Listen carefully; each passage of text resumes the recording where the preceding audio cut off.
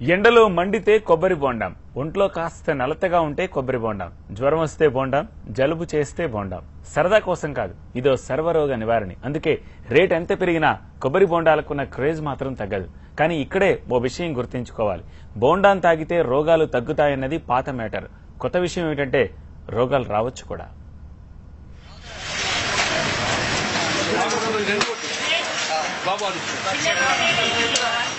బాబు కాస్త పెద్ద బొండా చూసి కొట్టమ్మా ఆర్డర్ వేస్తాడో పెద్ద మనిషి.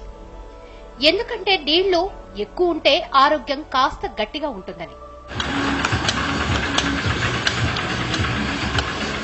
బోండాల్లో నీళ్లతో పాటు అందులోని లేత కొబ్బరి కూడా అడుగుతారు ఇంకో వ్యక్తి. ఎందుకంటే దాంట్లో ఎన్నో పోషక విలువలు ఉంటాయని.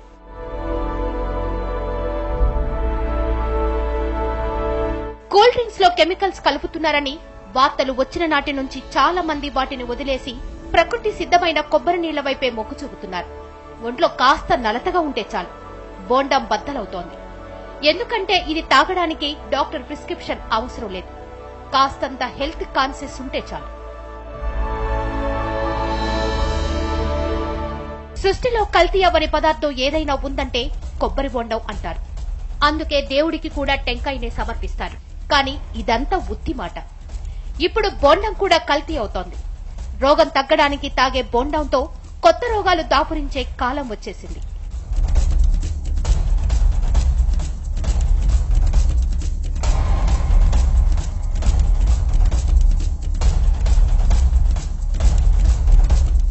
ఈ కొబ్బరి బొండాలు డేంజరస్ గా మారుతున్న ప్రదేశం ఎక్కడో తెలుసా?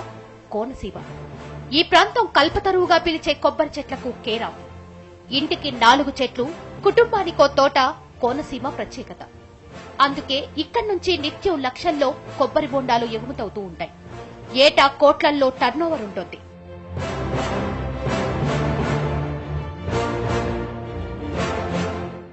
ఓవైపు సమ్మర్ సీజన్ కంటిన్యూ అవుతోంది. అంతకు ముందు బోండాల వైపు కన్నెత్తి కూడా చూడని వాళ్లు ఇప్పుడు రోజుకు 2-3 లాగించేస్తారు.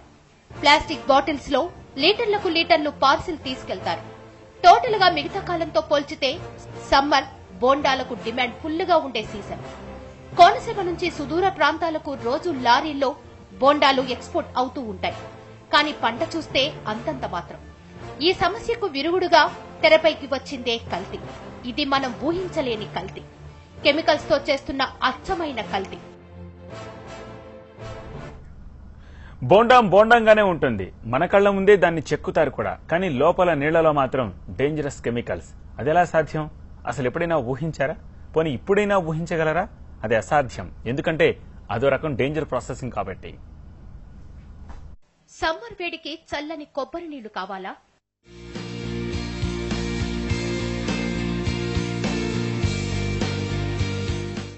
మన కళ్ల ముందే చెక్కిన బోండంలో కల్తీ లేందని ఫిక్స్ అయ్యారా?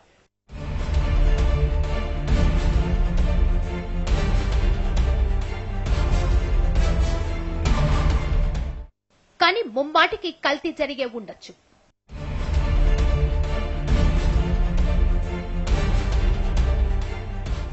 దాన్ని గుర్తించడం అసాధ్యం. అవును, కొబ్బరి బొండంలో ఉన్న డేంజరస్ కెమికల్స్ ను గుర్తించడం అసాధ్యం. ఎందుకంటే దీన్ని కలిపేది బోండం విక్రయిస్తున్న వ్యాపారి కాదు, ట్రాన్స్పోర్ట్ చేస్తున్న లారీల వాళ్లు కాదు. చెప్పాలంటే పుట్టుకతోనే కల్తీ బోండం మార్కెట్లోకి వస్తోంది.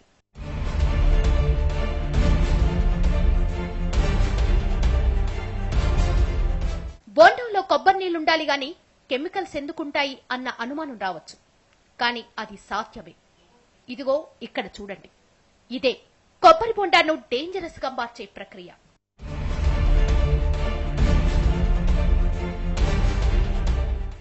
ముందుగా కొబ్బరి చెట్టుకు పాదు ప్రాంతంలో తవ్వుతారు. తల్లివేరు ఎక్కడుందో వెతికి పట్టుకుంటారు. ఆ తర్వాత ఓ కవర్లో ఈ లిక్విడ్ పోస్తారు.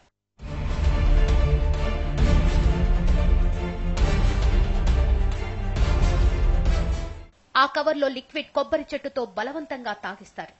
ఇదిగో ఇలా.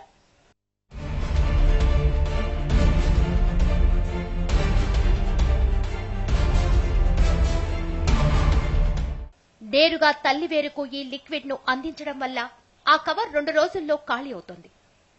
ఇంతకీ ఇదేంటో తెలుసా? మోనోక్రోటోపాస్.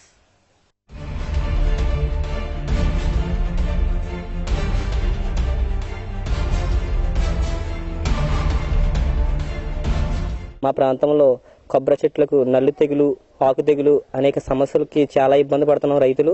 అలాగే వ్యవసాయం డిపార్ట్మెంట్ వారు అడగగా వాళ్ళు మోనోక్రోటోఫాస్ అలాగే వాటర్ 10 ml మోనోక్రోటోఫాస్ కొంచెం వాటర్ కలిపి కవర్లో వేసి తల్లివేరు కట్టినట్లయితే సమస్య పోతుందని చెప్పారు. అలాగే మేము ప్రాంతం అంతా అలాగే వాడుతున్నాం. ఇవాళ నల్లి తెగులు, ఆకు తెగులు చాలా మటుకి తగ్గింది. చెట్లకు చీడ, పిందె రాలిపోవడం వంటి సమస్యల నుంచి బయటపడటానికి ఈ పద్ధతిని అనుసరిస్తామంటున్నారు రైతులు. కానీ అసలు ఆ సీన్ వేరు. ఇలా మోనోక్రోటోపాస్ ను చెట్టుకు సమృద్ధిగా అందించడం వల్ల చిన్న పిందె కూడా 10 రోజుల్లో బోండంగా మారి కోతకు సిద్ధమవుతోంది. అంటే పిందె రావడం వరకే చెట్టు ఇష్టం. ఆ తర్వాత అదెప్పుడు బోండం కావాలన్నది మాత్రం రైతుల ఇష్టం.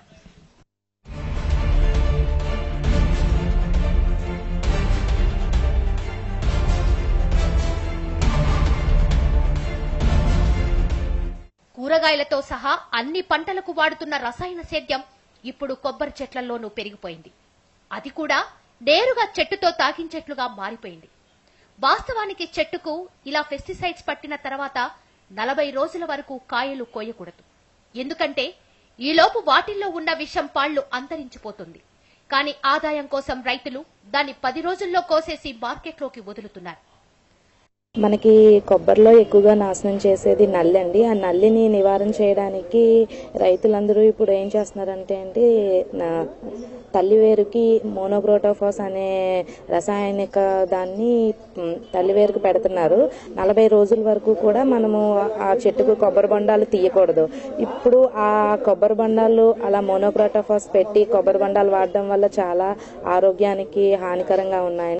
బొండాల్లో ఉన్న ఈ కెమికల్ కల్తీ మన బొంట్లోకి చేరకుండా ఉండాలంటే అది 40 రోజులకు ముందు కోసిందో తర్వాత కోసిందో తెలుసుకొని తాగాలి. కానీ అది అసాధ్యం. అంటే మనం ఆరోగ్యం కోసం తాగుతున్న కొబ్బరి నీళ్లు కెమికల్స్ కూడా అయి ఉండొచ్చన్నమాట. ప్రత్యేకించి మోనోక్రోటోపాస్ భయంకరమైన విషం. దీని అవశేషం శరీరంలోకి వెళ్లినా హార్ట్, లివర్, కిడ్నీ సమస్యలు వస్తాయంటున్నారు వైద్యులు.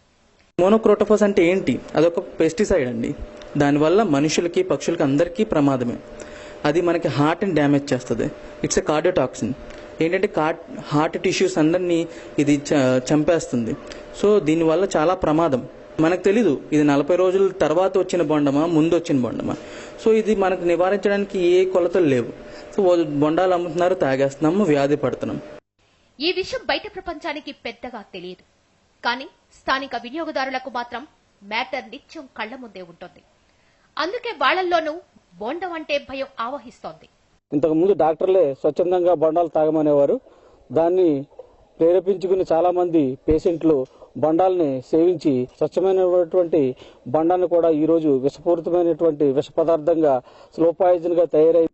వాస్తవానికి రైతులు చెప్తున్న చీడపీడలు సోకకుండా ప్రత్యామ్నాయం కూడా ఉంది. అదే వేప నూనె. మోనోక్రోటోపాస్ ను ఎలా చెట్టుకు పట్టిస్తున్నారో వేప నూనెను కూడా అదే తరహాలో ఇవ్వడం వల్ల పరిష్కారం దొరుకుతోంది. కానీ రైతులు మాత్రం పెస్టిసైడ్స్ ని వాడుతూ ఆదాయం కోసం ప్రయత్నిస్తున్నారు. తల్లివేరుకి మరి పెస్టిసైడ్ అనగా మోనోక్రోటోపాస్ ఇది వాడటం వల్ల మరి కొబ్బరి బొండాలు అనేవి కూడా మరి రసాయనాలతో నిండి వాటిని తాగటం వల్ల మరి మనిషి యొక్క ఆరోగ్యం చెడుతుందని సందర్భంగా తెలియజేస్తున్నాం. ఎందుచేతనంటే కొబ్బరి బొండం అనేది తాగటం వల్ల మరి ఖచ్చితంగా మరి ఆరోగ్యం ఉంటుంది. అటువంటి బొండం మరి ఈ రోజు తాగుతుంటే అనారోగ్యానికి గురై మరి ఈ రీతిగా ఉంటుంది. విషతుల్యమైన రసాయనాల అవశేషాలు కూల్ డ్రింక్స్ లోనే కాదు, ప్రకృతి సిద్ధమైన కొబ్బరి బొండంలోనూ ఉండడం ఆశ్చర్యమే. అయినా ప్రమాదం కూడా. దీని వినియోగదారులు గుర్తించడం కష్టం. కేవలం రైతులు మాత్రమే అవగాహనతో సేంద్రియ సేద్యం చేస్తే ప్రజల ప్రాణాలకు భరోసా ఉంటుంది. లేదంటే ఉన్న రోగాలకు కొత్త రోగాలు తోడై ప్రాణాంతక పరిస్థితి దాపురిస్తోంది.